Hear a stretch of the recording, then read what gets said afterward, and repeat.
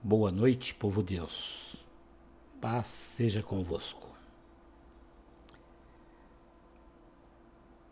Hoje vamos falar de um assunto muito conhecido por todos, que está localizado no livro de Lucas, no capítulo 15, versículo do 11 ao 32. Trata-se de um assunto rico em detalhes e sobre esse assunto já foram feitos centenas e centenas de sermões, pregações focando diferentes tópicos. Trata-se da parábola do filho pródigo, uma parábola contada por Cristo Jesus para diferentes castas de pessoas, entre elas publicanos, judeus e pecadores. Em cada texto bíblico existe um direcionamento para que o texto quer nos ensinar. O que eu quero dizer com isso? Que por trás da história contada, por trás da moldura, existe algo que o autor, no caso o Espírito Santo, ele deseja nos ensinar. É algo que possa nos ajudar enquanto nós estivermos nessa terra. Nessa passagem, o foco principal é o filho pródigo. Mas existem outros dois personagens nessa história: o pai e o filho mais velho. O pai representa Deus, o Senhor Todo-Poderoso, e o filho mais velho representa os religiosos de todas as épocas. Esse ensinamento, ele rompe toda e qualquer barreira do tempo e se torna tão atual, tão real em nossos dias. Assim como acontecia naquela época,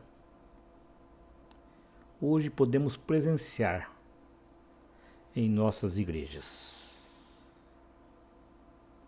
E o que Cristo Jesus queria passar naquela época para o povo é o mesmo que ele deseja hoje passar para nós. E como pano de fundo para essa mensagem, nós podemos tomar 7 fundamentos, 7 quesitos que poderão nos ajudar no dia a dia. O primeiro fundamento que nós podemos detectar nessa passagem é que o pecado destrói a vida. Isso mesmo. O pecado destrói a vida. Se não, vejamos. O filho jovem, o filho pródigo chamado, ele tinha um lar, ele tinha um pai amoroso, ele tinha provisão, ele tinha um futuro e uma herança. Então ele tinha praticamente tudo que uma pessoa possa desejar. Mas embora ele tivesse tudo, isso que ele tinha ainda não era suficiente, pois ele queria ser livre. E para ser livre, ele trocou tudo que ele tinha por prazeres temporais.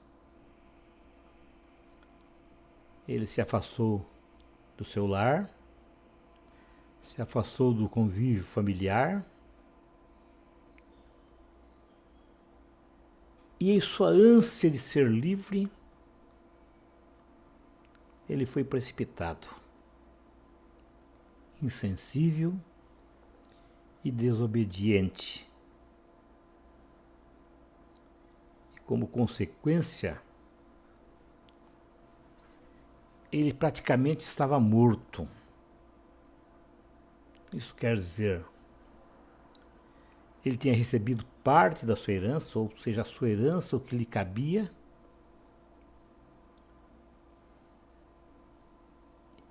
mas também já não fazia mais parte da família.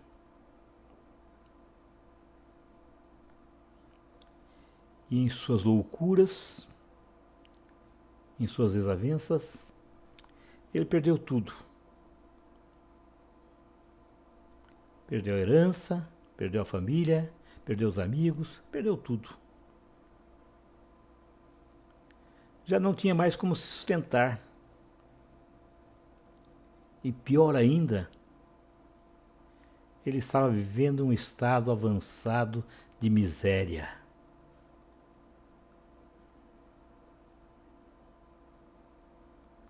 É como se ele estivesse morto e perdido. Ele estava passando necessidades básicas para a sua sobrevivência.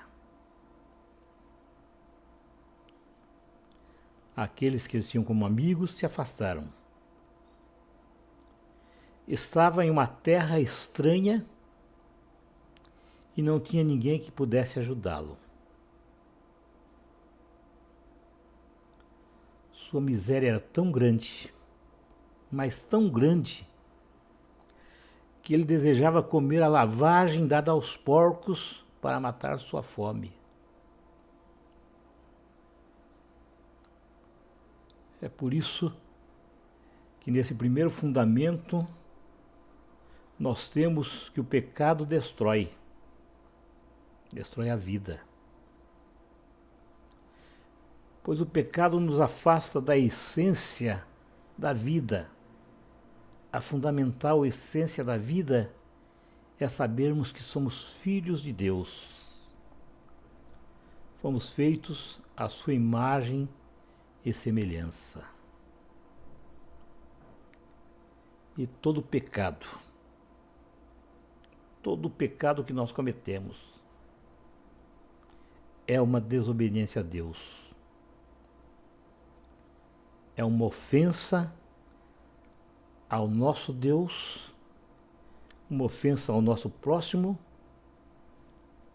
e tem por origem o egoísmo ou o orgulho.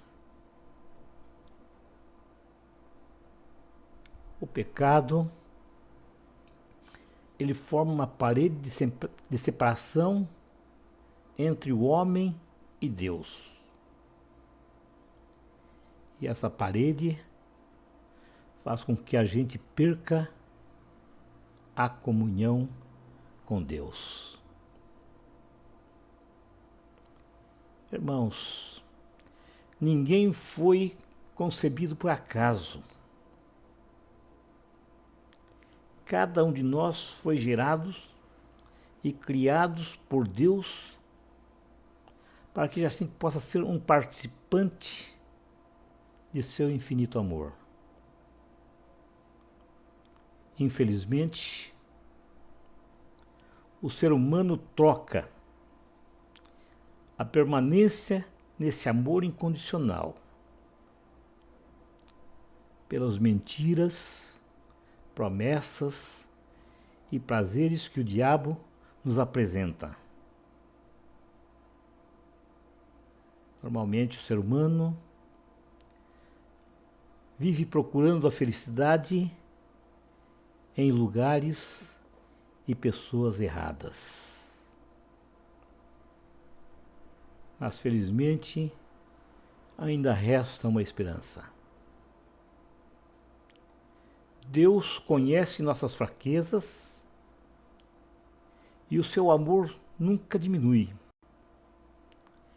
Ele nos conhece e ele nos concede a salvação através de Cristo Jesus.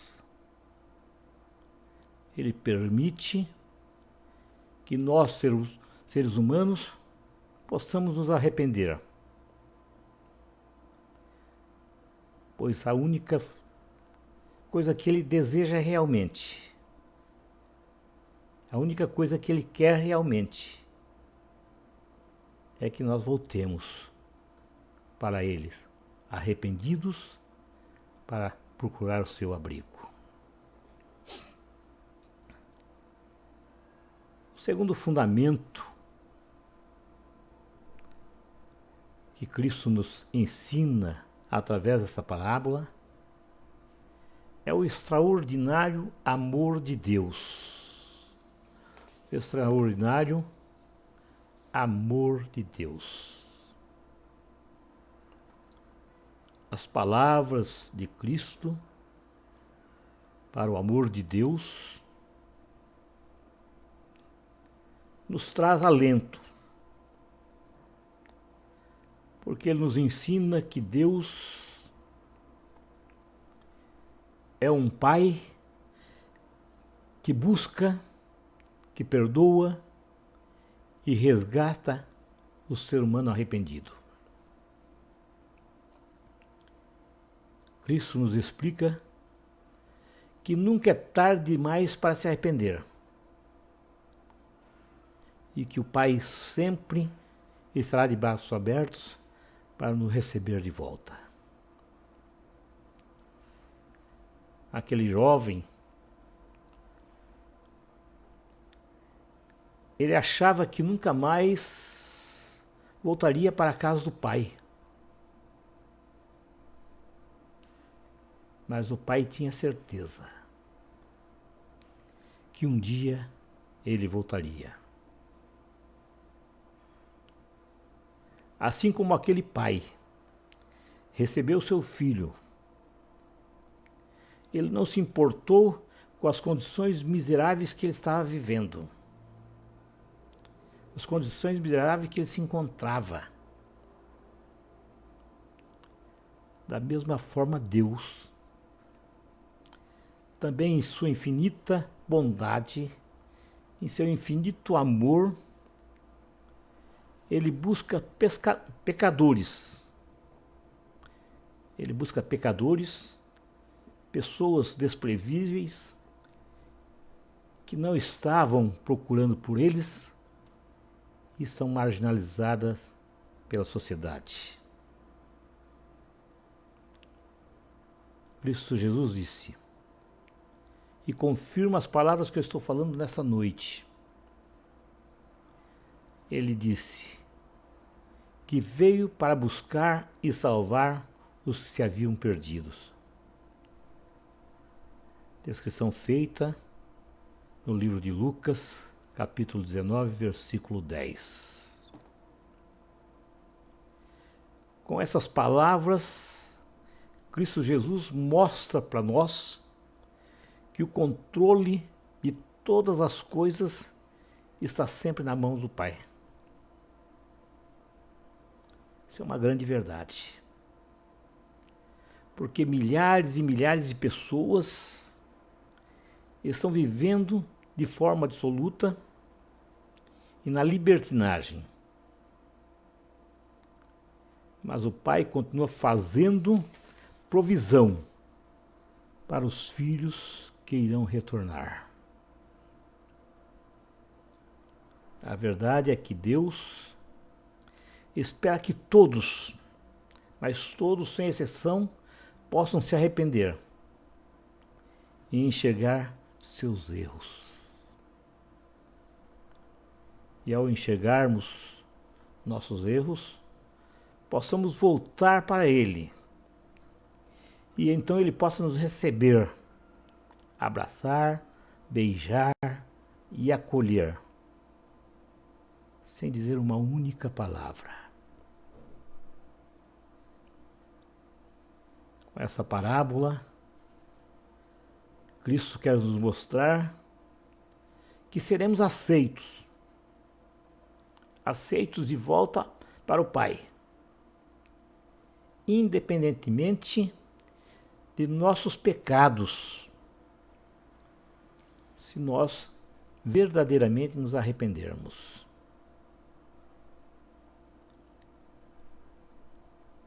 Uma coisa é certa: o pai nunca guarda mágoa de um filho. E ele sabe perfeitamente que seus filhos precisam aprender com seus próprios erros.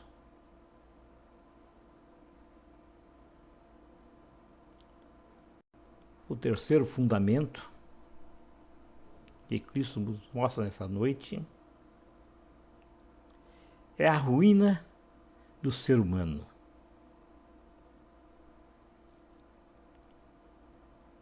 Essa parábola lida nessa noite, ela está direcionada para o filho mais velho. Embora o foco principal seja o filho mais novo, o filho pródigo, ela está direcionada para o filho mais velho. E na época apontava para os fariseus e os escribas. Sim. E em nossos dias aponta para a igreja, para os religiosos da igreja de nossos dias. Mas ao mesmo tempo é uma grande advertência para todo cristão.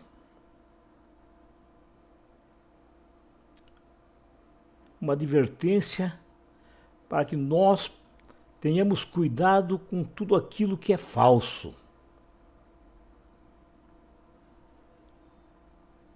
Sabe, irmãos? Existe grande falsificação em tudo nesse mundo. Um mundo perdido, um mundo direcionado pelo inimigo, um mundo rodeado de falsidade. Estamos rodeados de falsos profetas, estamos rodeados de falsas profecias, estamos rodeados de falsas palavras, estamos rodeados de falsos ensinamentos, falsos amigos. Enfim, estamos vivendo num mundo, um mundo da velocidade, onde a verdade e o falso se espalham de modo muito rápido, instantaneamente. E nós, cristãos, recebemos notícias todo dia, todo momento, em nosso lar, em nossas igrejas, em nosso trabalho, no lazer. E essas notícias, por parecerem bonitas, atraentes, passamos para frente, divulgamos essas notícias sem uma reflexão, sem refletir sobre sua real origem. Nós nos esquecemos que nem tudo que é bonito ou atraente é bom. É verdade. Nem tudo que é bonito e atraente é bom. Nem tudo que é escrito por um pastor de renome é autêntico. É verdadeiro. Então, Cristo nos alerta para termos cuidado com o falso. Porque não raras vezes nossas atitudes nossa maneira de agir, a maneira de ser. Temos atitudes mundanas e emprestamos nossa boca, nossas mãos, nossos olhos, nossas pernas para o encardido. Sim, emprestamos o nosso corpo para o encardido. Quando permitimos que se espalhe o falso, que se espalhe a heresia, que se espalhe o que não é verdadeiro. Se olharmos e fizermos uma análise, vamos notar que não raras vezes nós conseguimos permitir que essas notícias, que essas heresias, que o falso possa se espalhar através de nós. Infelizmente, a igreja de nossos dias está cheia de publicanos e cheia de fariseus, que são pessoas que aos seus próprios olhos se julgam bons e honestos demais. São religiosos que não faltam aos cultos, que oram, jejuam, obedecem aos seus pastores, têm sempre uma Bíblia na mão, porém nada disso é verdadeiro. Tudo que fazem é simplesmente por interesse. Uns querem cargos, outros querem ser vistos, pois se acham salvos e se julgam no direito de não serem privados do paraíso eterno.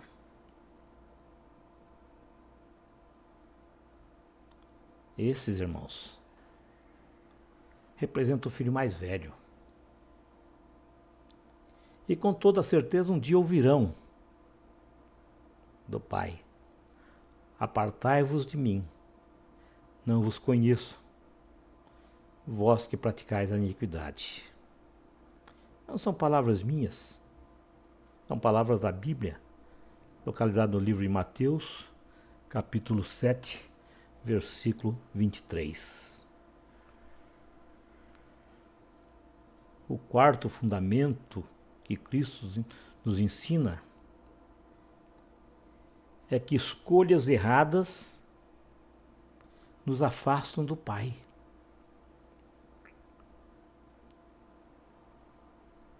Escolhas erradas nos afastam do Pai. Sabe, irmãos? Somos livres. Sim, somos livres. Nós podemos escolher o que queremos. Podemos escolher entre o bem e o mal.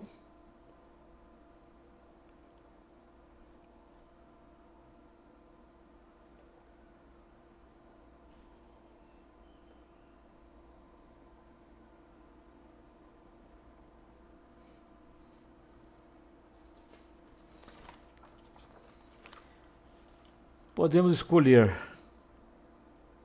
a liberdade e a vida eterna, seguindo Cristo Jesus. Ou podemos escolher a escravidão e a morte eterna, seguindo o encardido. Diabo, o que você quiser falar. Temos o livre-arbítrio. Sim, temos o livre-arbítrio. Enquanto nós vivermos nessa terra, nós podemos escolher aquilo que nos interessa. Mas uma coisa é certa. Uma coisa que nós não podemos esquecer é que devemos mostrar com nossas escolhas ao Pai.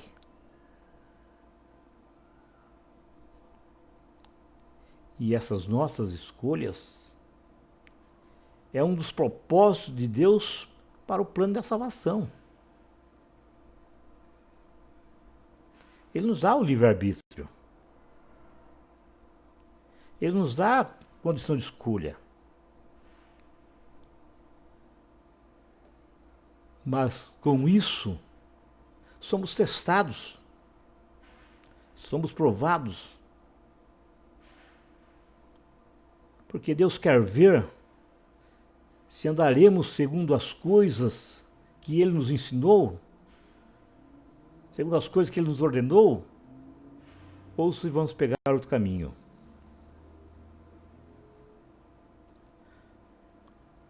Se nós optarmos em viver de acordo com o plano de Deus, essa é a escolha certa. Porém, ao optarmos viver segundo a nossa própria vontade, com toda certeza, estamos fazendo a escolha errada. Estamos cedendo às tentações do encardido. Estamos limitando nossas escolhas. E nos tornamos escravos do pecado e nos tornamos tão miseráveis quanto o próprio encardido.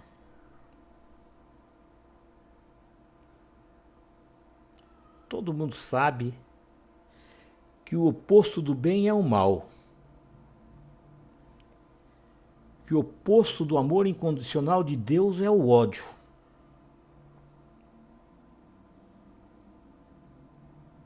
Sabemos também que o encardido não nos ama. Muito pelo contrário. Ele nos odeia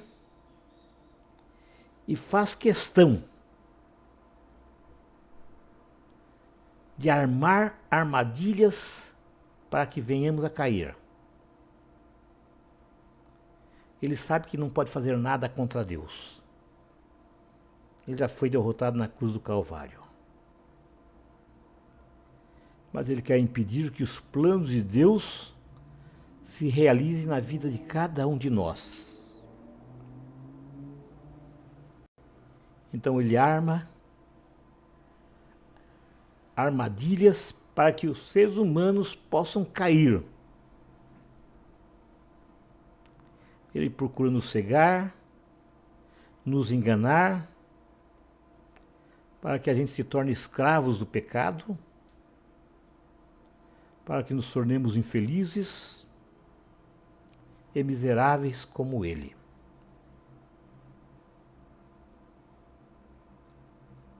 Você é livre. Livre para escolher.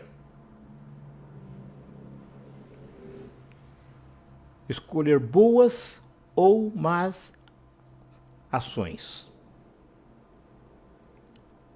As boas e as más ações, todas elas têm consequências. E essas consequências serão resultado da nossa escolha. Serão resultado da nossa escolha. Ninguém pode pôr a culpa no inimigo. Ninguém pode dizer que ele é o culpado por estarmos passando desabores nessa vida. Ele não é culpado. Ele pode até ter enganado a você, a cada um de nós. Ele pode ter até feito ofertas mirabolantes. Mas o verdadeiro culpado é você mesmo. Foi você que decidiu, por livre e espontânea vontade, aceitar essas ofertas. Ele não te colocou uma faca no pescoço, ele não te obrigou, apenas se apresentou algo que em seu interior, no seu coração, você desejava. E você aceitou. Você é o único responsável por ter aceito essa oferta. Na parábola, o filho pródigo, o filho mais novo, ele quis seguir o seu próprio caminho. Assim como nós. Você tem uma escolha. Você é livre para escolher. Mas uma coisa é certa. O Pai, ele jamais permitirá que você seja tentado acima das suas forças. Ele não vai permitir que a tentação venha acima da sua capacidade de resistir.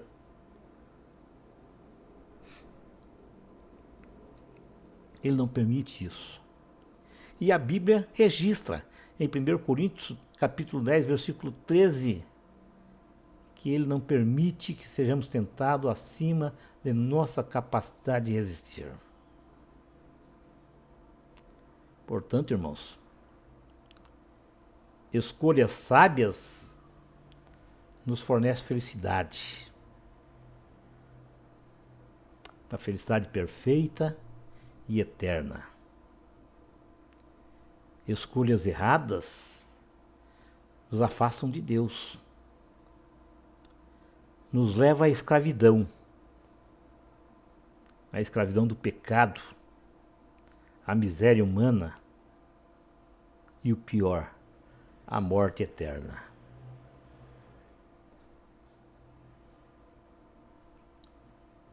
O quinto fundamento que Cristo nos mostra nessa noite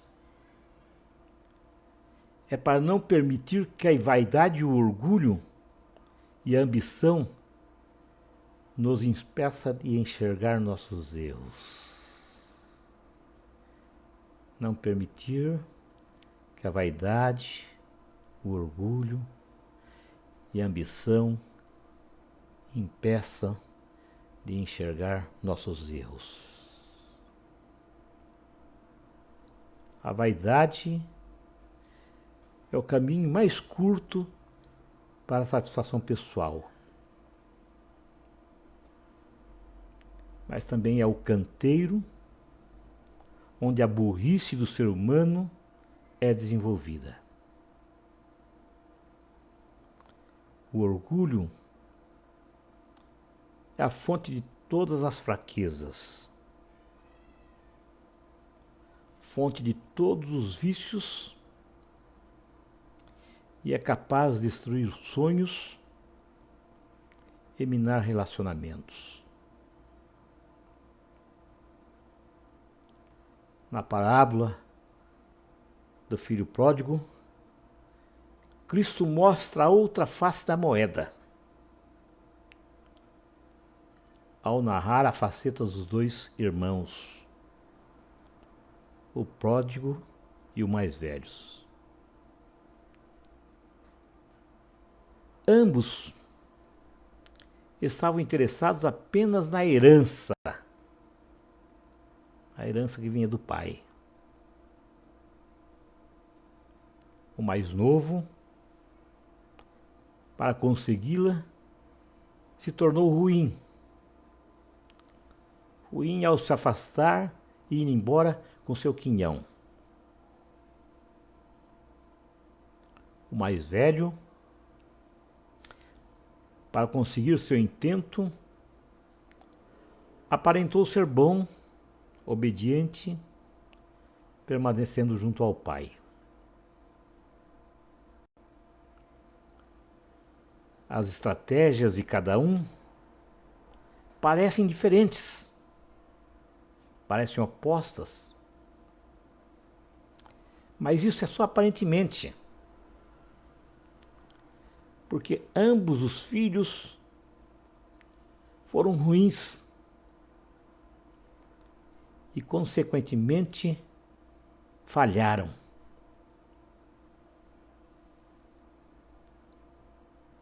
O mais novo pela precipitação, pela desobediência, pela insensibilidade, falhou.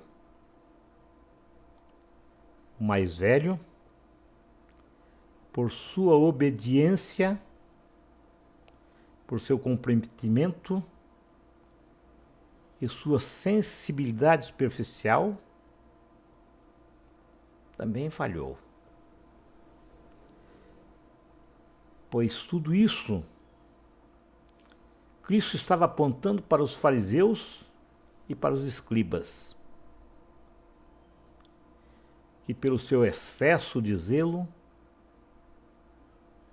acabou crucificando a Cristo Jesus, pois ele só tinha um objetivo: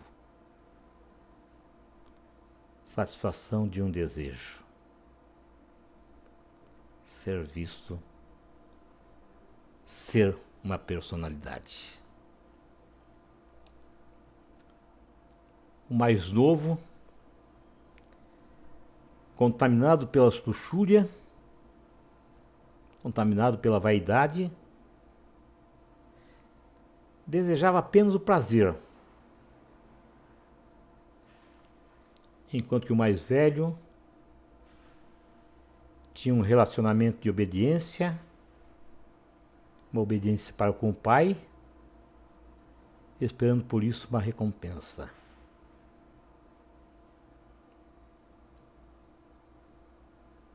Alguém pode dizer, mas o mais velho fez tudo certinho. É verdade. Mas ele não conseguia entender que um pai espera muito mais de um filho do que uma simples obediência. O pai quer muito mais do que obediência.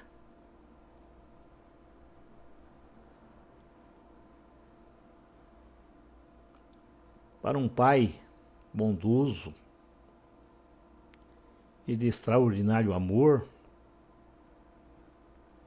nada que um filho possa realizar pode impressionar. Nada que o filho vai impressionar. Principalmente se esse relacionamento é superficial, é cheio de interesse. O filho mais velho, ele mostrou o outro lado da moeda, quando ele deixou seu orgulho extravasar.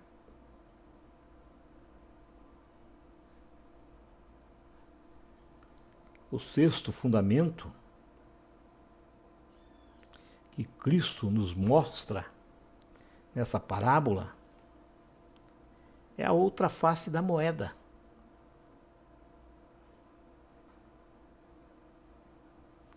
Observe que o filho mais velho, embora ele nunca se afastou do pai, ele também nunca esteve presente, nunca esteve próximo do pai.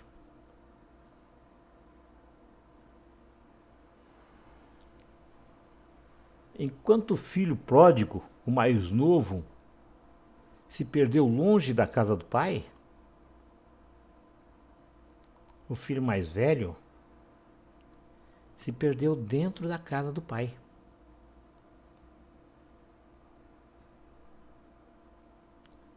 Infelizmente, irmãos, esse é o retrato dentro das nossas igrejas hoje, em nossos dias. Muitos, mas muitos cristãos estão perdidos dentro da casa do Pai.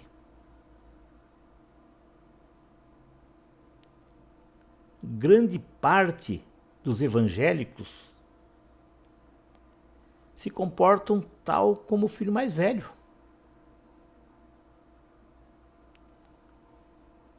Eles estão na casa do Pai,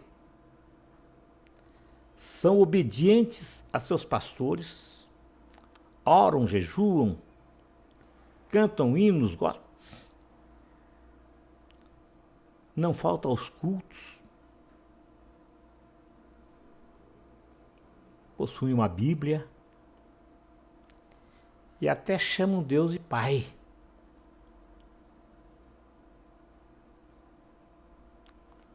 Embora estejam há muitos anos dentro de uma igreja, grande parte deles nunca teve um relacionamento perfeito com Deus. São estranhos ao Pai.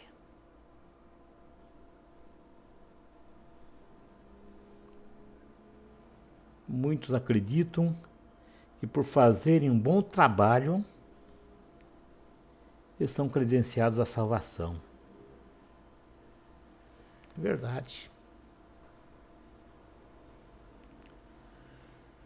Só que eles se esquecem que a salvação é pela graça de Deus. É mérito único da obra redentora de Cristo Jesus, que entregou a sua própria vida lá na cruz do Calvário para que nós tivéssemos vida e vida com abundância. Eles esquecem que Deus nos ama porque somos filhos e não porque fazemos alguma coisa para Ele.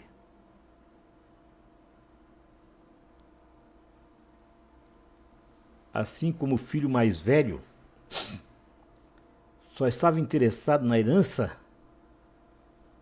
muitos dentro das nossas igrejas só estão interessados nas bênçãos. É verdade. Muitos cristãos só se interessam pelas bênçãos.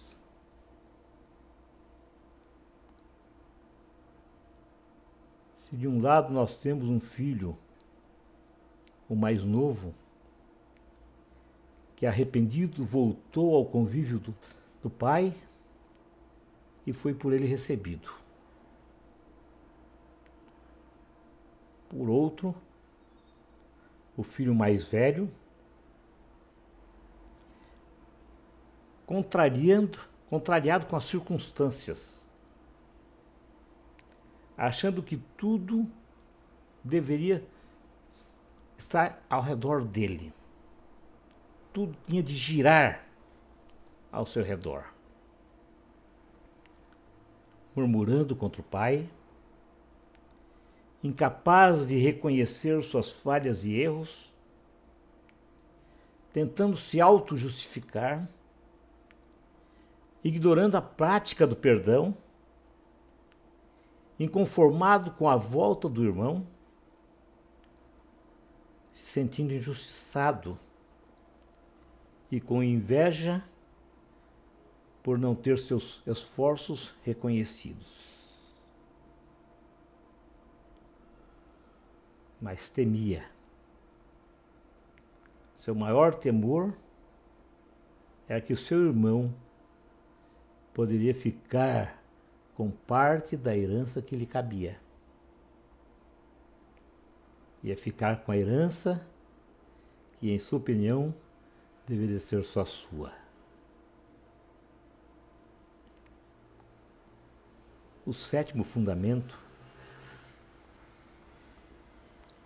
Cristo nos ensina que o Pai perdoa os perdidos que se arrependem. Sim, Deus perdoa os perdidos que se arrependem.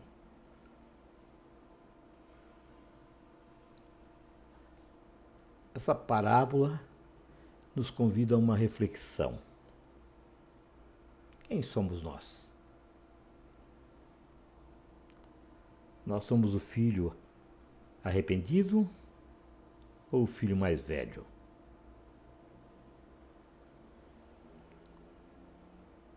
Qual tem sido a nossa atitude perante o Pai?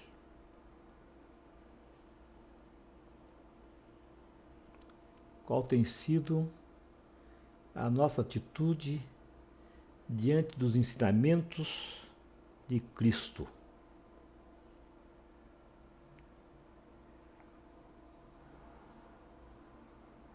Seguimos a Cristo ou nos comportamos como os fariseus e os saduceus, os doutores da lei?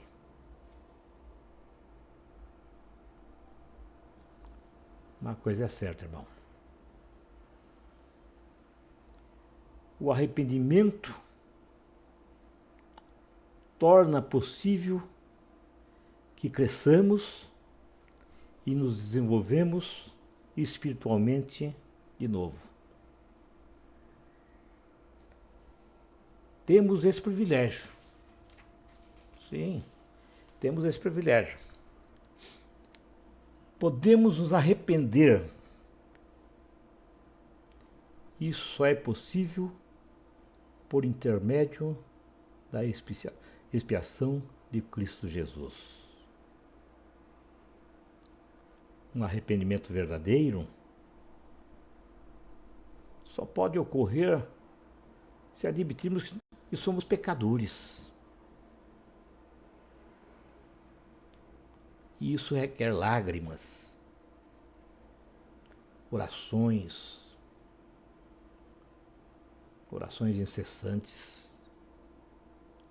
Requer força e esforço. Esforço incansável. Força para nos afastar. Força para abandonar nossos pecados, nossas vontades e para viver segundo os mandamentos de Deus. Portanto, irmãos, arrepender não é tão simples assim. Não basta palavras. É preciso ação.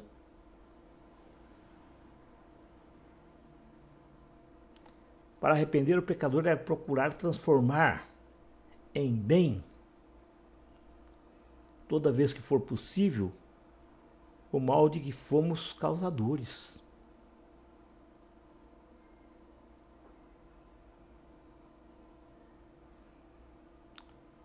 É preciso perdoar e orar por aqueles que nos causaram transtornos, aqueles que nos causaram dor, aqueles que pecaram contra nós.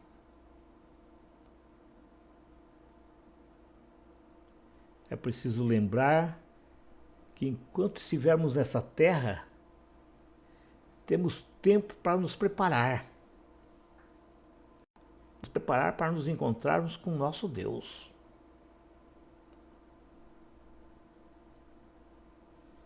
Se fizermos a nossa parte, pode ter certeza que Deus continua fazendo a parte dele. Ele continua fazendo provisão para os filhos que irão retornar.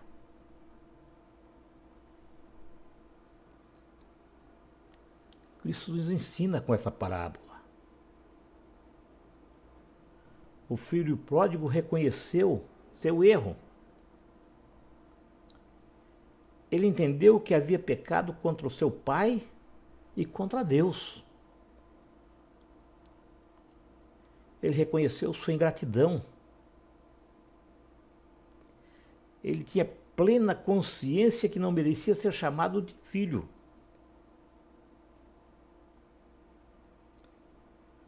Mas ele também tinha plena consciência que queria estar na presença do Pai.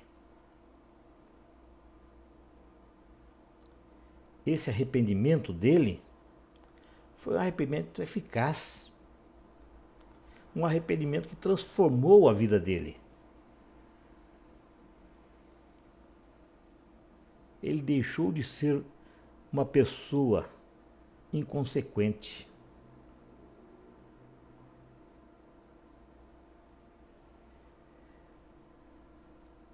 Uma coisa é certa. Cristo quer nos mostrar que assim como o Pai o recebeu, Deus também recebe aqueles que verdadeiramente se arrependem. O mais